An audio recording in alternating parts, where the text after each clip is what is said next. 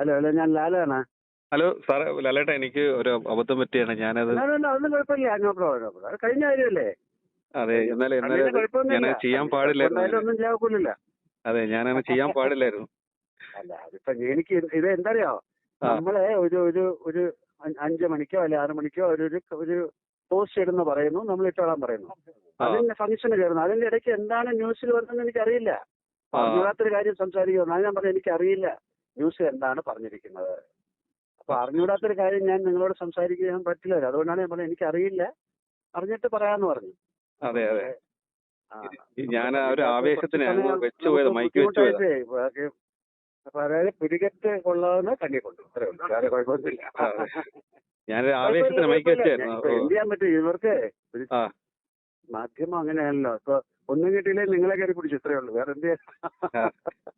കൈ ലോക്കായി. Okay, thank you. ഞാൻ പക്ഷെ നോക്കി വെച്ചിട്ടുണ്ട്. കേട്ടോ, ഓക്കെ. ഓക്കെ.